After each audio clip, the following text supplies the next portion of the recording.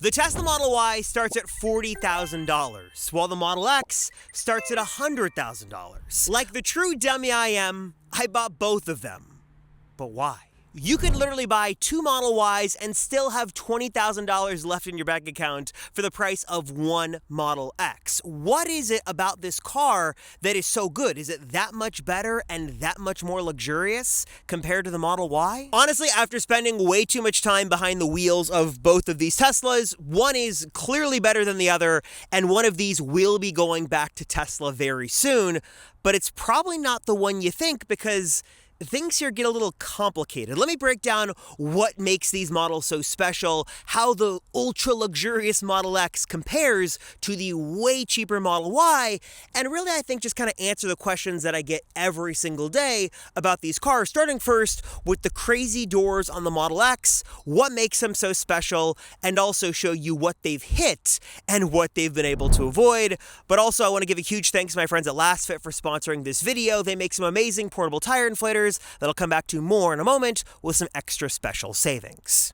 So I always get questions about these doors here on the Model X, and the long story short of them is yes, they are cool, yes, they are practical, and yes, they are not immune to hitting things. Basically, since the Model X was first introduced, they've had, since the beginning, what Tesla calls the falcon wing doors. The doors that open up with a lot of fancy motors in there, like a Falcon, that's supposed to make the Model X way better, and it's honestly kind of been, and really is to this day, one of the last big remaining exclusive features that only this car has. And yes, kind of like a minivan, what this gives you is easy access to get people or smaller children in and out of this vehicle really easily. But unlike a minivan, there really isn't like a door here. You've got like 360 degrees that you can move around and easily get people in and out. And then when you're ready to obviously, go on the road, you press a button and then the doors will go down like this.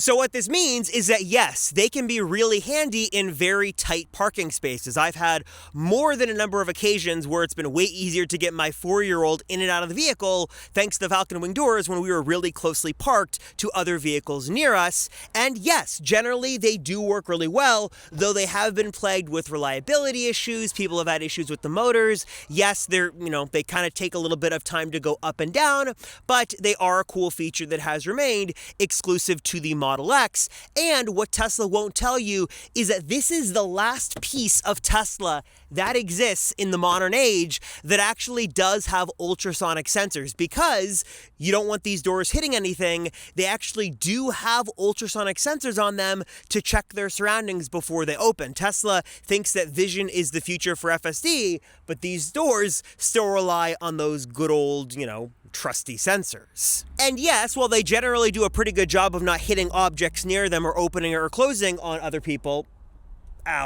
sometimes they're not always perfect. They're usually better in like low spaces like parking garages. I haven't had any issues there. I haven't really had them hit any other cars, though I've had some pretty close calls. Though I will say that I've certainly had a number of occasions where they have hit things. I'll show you a mark on my garage wall here. The doors are very functional and they are cool, but are they worth thousands, tens of thousands of dollars more just to get them? Let's keep going. Okay, but as cool as those doors are, they're still not worth 2.5 times a Model Y, which kind of leads to the next obvious question I get all the time, which is why is the Model X so expensive? And when it comes to answering this, there really is no good answer, because the odd thing about the Model X is that it was sort of introduced when Tesla was still in their building phase. It was, along with the Model S, kind of the foundation and the springboard for Tesla to launch themselves as a company and then fund their other, mass market cars, what we have today, the Model 3 and the Model Y. And honestly, a proper 3-row SUV from Tesla, like this rumored cyber SUV, would be a way better offering. Even the Model YL, really in all regards, is a lot better, certainly in terms of value, than the Model X. And if Tesla was to simply bring the Model Y L to other markets, and especially here in North America, there really wouldn't be a whole lot of need for the Model X. There really isn't much of a market for it as of now, and with the Model Y L, that would shrink significantly more. Really, right now, there is no proper justification for the price besides some of the special things you do get, which I'll mention in a moment. But right now, really, the reason it exists is because it's the only way to get more than 5 seats in a Tesla. If you want 6 seats or 7 seats as of filming, you can only go with the Model X unless you live in China, then buy the Model Y L. Is that even a question? Just go with that. But like I mentioned, the Model X does give you some things you won't find in other Teslas, and this is where Tesla's going to try to sell you on the special things. And I'll tell you, from my experience, most of these really don't matter. You are getting an active adaptive suspension system for smoother rides, which is nice. You are getting physically more space, but that's kind of it. I mean, what is kind of weird about the Model X, again, is that a couple of years ago, before the Model Y got its big refresh, it did have more going for it. It was the only car with the Model S that had the rear display. It had some other creature comforts that you wouldn't find in those other, cheaper Teslas, Steam support, and some other software things. But again, now these days, all the cars have the exact same things. Same lighting, same front bumper camera. There really isn't that much, to justify the Model X insane starting price tag. And I guess you can go with a Plaid offering and you are going to get more horsepower and things like that. But again, that really doesn't help explain anywhere near the price gap and justify its value. I do have to say that one of the things you might have noticed in some of the B-roll here, and one thing I do get questions about all the time, is the Yoke steering wheel. Yes, this is now an exclusive $1,000 upgrade for the Plaid Model X. And I'll say that it's cool. I like it a lot. I thought it was going to be a bigger deal so I could have full view of that driver's display. But like I mentioned a moment ago, there really isn't much to see on there besides the speed and some FSD stuff. So I don't think it's that big of a deal. I will say, though, the bigger issue with this Yoke is that it's using touch-sensitive buttons. Since this was a thing, Tesla introduced now physical buttons on all of their other cars that are stock and stockless equipped, and it just is really weird to have these touch-sensitive buttons. My wife hates the touch-sensitive buttons. She says it is terrible, which is likely why Tesla switched. And again, the whole stockless thing, I don't mind that at all, but I will say the lack of steer-by-wire and the lack of physical buttons on this does make the Yoke a lot less useful than it probably should be. Again, it seems like there were some things here Tesla was laying the groundwork for, like steer-by-wire, that never really took off on the Model X, and now it's a cool-looking option, and it's nice, but again, probably not worth $1,000 if I'm being honest. Now, I should also mention that while the Model Y and the Model X do have some pretty striking differences, both in terms of price and features, there is one thing they have in common, and really, every Tesla in the lineup and really every car on the road all share the same thing, and that is that they're going to need a nice tire inflator to keep their tires aired up and good to go. And especially if you're jumping on the road for the Thanksgiving holiday coming up, or for Christmas, or just going to see family, friends, whenever, this is especially important to you right now because you don't want to get on the open road and then need to air up your tires, which is why I love my friends over at Last Fit. They make a lot of amazing vehicle accessories, including some really amazing portable tire inflators that certainly pack a punch, and they've got a duo here that I have been testing and that I love and use for all of my Teslas. There is the TK1 and also the CR1 Pro, basically here to give you every single feature you'd want and then some when it comes to portable tire inflators. When it comes to size, the CR1 Pro is surprisingly small, compact, and portable, and certainly packs a punch. This not only has a built-in light, it's got a lot of ports you can actually, in a pinch, use as a battery bank if you need to, but also it's going to make inflating things really easy, including, of course, the tires on your Tesla. What I love about, honestly, both of these is that that they have auto off functionality. So when they hit their desired PSI, they will automatically turn off. They're obviously super easy to use. And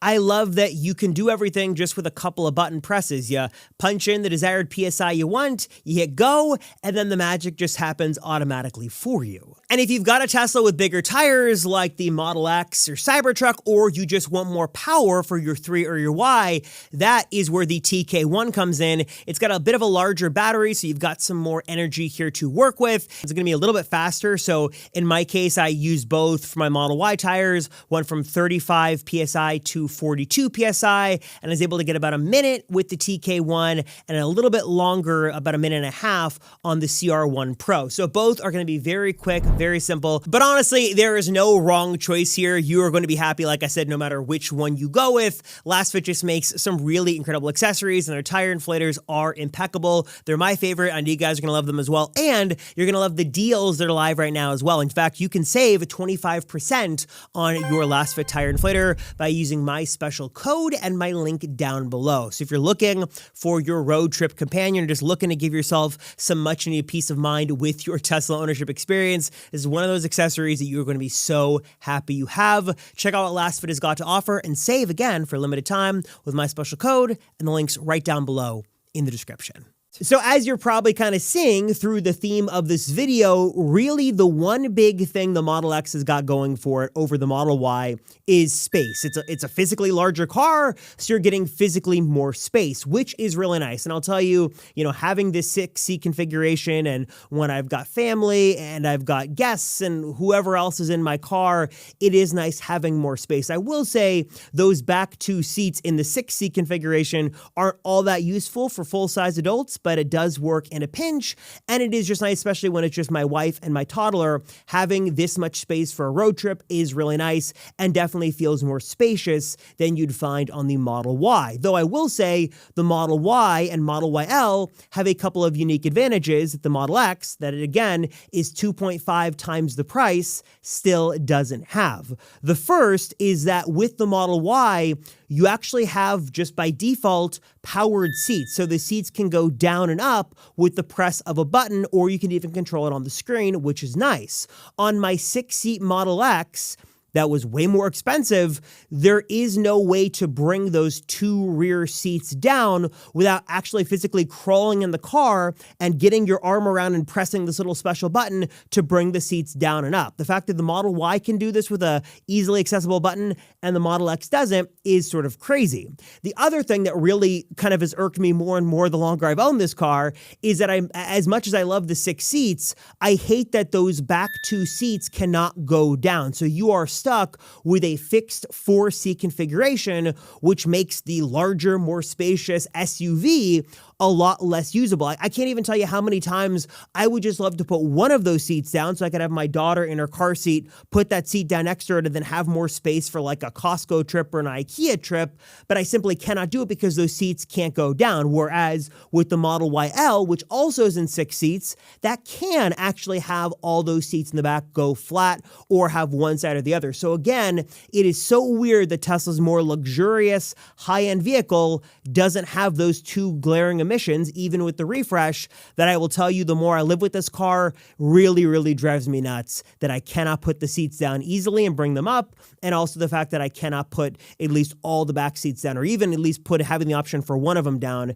is really annoying. Even if there was like a manual attachment, I would take that, but there's just no option with the 6 seats, which is a big bummer. All right, all my complaining aside, I guess that kind of leaves me to some of my final questions to answer, and one of the obvious, probably kind of the elephant in the room, is why did I even buy the Model X? If the Model Y is so much better, why did I buy the X? Well, in my defense, I've got a couple of reasons. Number one is that I kind of bought at the dip, so to speak. I bought when Tesla slashed prices like crazy, and I think they are like $30,000 less than the same configurations today, and might even be even more from their peak. So I bought at a very good time. So that was kind of to my benefit. And the other reason was that at the time, there was no Model Y refresh, so there was a much bigger difference between the X and the Y. And again, again, I saw the value in some of those creature comforts and the tech. It is really nice to have the space, even with those fixed seats. I do love having the space, and it has been a wonderful road trip hauler, and it has been wonderful for my family. And with Hardware 4, I get all the FSD stuff, and everything is well and good. But as the Model Y has gone through its huge glow-up transformation with the Juniper refresh, and as the Model X has just steadily increased in price like crazy, if I had to do it all over again, I definitely would not buy the Model X again, especially given what the Model Y is now, and especially given the price difference. Yes, I like the extra space the Model X gives, and yeah, I'm a sucker for the Falcon Wing doors, but to spend a considerable amount of money more, plus if I was to buy my same configuration again with the X Plaid, with the red and the Yoke and all that stuff, it's like $30,000 more than I paid for it, which would make the price difference between a Y and an X even more crazy and just totally unjustifiable. Again, I think if the Model YL was here in the United States, this wouldn't even be a question. But again, I just don't see, I could not even justify buying a Model X again, which kind of leads me to what I mentioned in the beginning of the video about me returning one of these cars, which might have you surprised to sort of hear that I'm going to reveal that the Model X is the car I'm keeping and the Model Y is going back to Tesla. And I wish I had some sort of clever twist to this story or something I could tell you, but the short answer is, for better or worse, I bought the Model X. I bought this vehicle in the fall of 2023. I figured when prices went down that low and given the value proposition of the car, it was something I wanted to have, and it just made sense at the time, so I bought the vehicle. The Model Y, as I've shown off on this channel in full transparency, I did a whole video on the numbers and the lease and all that. I leased that car for 2 years, specifically just to kind of make content and compare and things like that. And I will say, the more I drive the Model Y, especially when I drive it back to back with the X, I am so impressed with the Model Y, especially the base Model Y Premium. It is an incredible car, but I only have it for 2 years. And when that lease is up, I have no need to keep it. It is going back to Tesla, and I will keep the X. Now, I'm not upset with the X. I'm not going to say, it's a burden, I want to get rid of it and things like that. Of course, depreciation is a thing, and I'd probably lose money on it. I probably might break kind of a little bit closer to even since I got it at the dip. But anyways, that's another video for another day. I am kind of saddled with the X until I decide to sell it. And again, it has been a wonderful family car. We love the space. It's my wife's daily driver. She likes most things about it. But again, I will say, if I could do it all over again in 2025 or 2026, I would not buy the Model X again. The Model Y and hopefully the YL coming at some point make way much more sense, or make way more sense, if that makes sense there. Honestly, I think the Model X isn't a terrible car, but you are way better off going the used route. Like if you could find one of these with Hardware 4, like a 2023 version like I have, and you can have somebody else take the depreciation hit and buy this used, you are going to be in a way better position. Because again, some people simply want more space, and that 6 or 7 seat option is going to be the way to go. But besides all that, I've got to be honest, I have the Model X, I drive it all the time, it's a great family car, but if I could do it all over again, I would have to really be justifying myself like crazy and jumping through mental hoops and gymnastics to justify it, because for me at least, there really is 99% of a reason to not buy it and just go with the Model Y if I could do it again. Of course, I've got a lot of thanks to give to a lot of my partners who make these videos possible. My friends at Drive Protected make the best DIY PPF you can get on the market. They've got options for every single Tesla. You can go the clear route, you can go the matte finish route. They've got ceramic coating options. They've got cleaning products as well. And best of all is you can save so much money by doing this yourself. Don't go to the shop down the street. Don't go with some no-name company. Go with Drive Protected, your number one source, super high quality materials, and they will walk you through the process step by step, and you will save thousands of dollars by doing this yourself. And I promise you, if I can do it,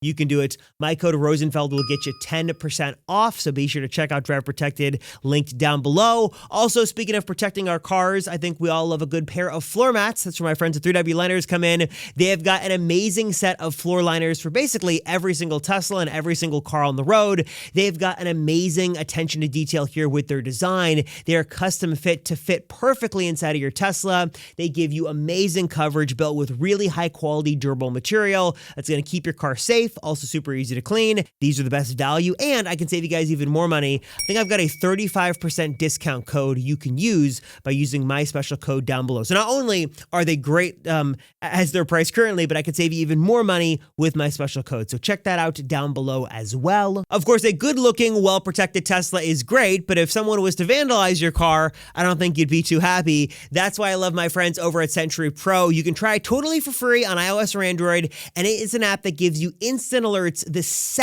the moment Sentry mode is activated. You can even now have your car flash its lights or honk the horn to deter anyone when Sentry mode is activated. No having to wait for the alarm. Sentry Pro is proactive and jumps on there and does this for you. Love the peace of mind, love the real-time alerts, works with every single Tesla in the lineup, and of course, as well, it's using the secure stuff to connect to Tesla, and one subscription is going to cover all the Teslas on your account. So if you've got a fleet of them, you will be protected with Sentry Pro. Okay, so I'd love to hear your thoughts down below. Model X versus Model Y, which one would you choose and why? And especially, I got that Model Y, which one would you choose and why? Anyways, I cracked myself up. That's how you know I've recorded too long. Anyways, and also for those of you who do have a Model X, why'd you buy it? And also for those of you who kind of cross-shop these, why did you choose one over the other? Was it about price? Was it about value, features, long-term viability, etc.? Please drop a comment down below and let me know.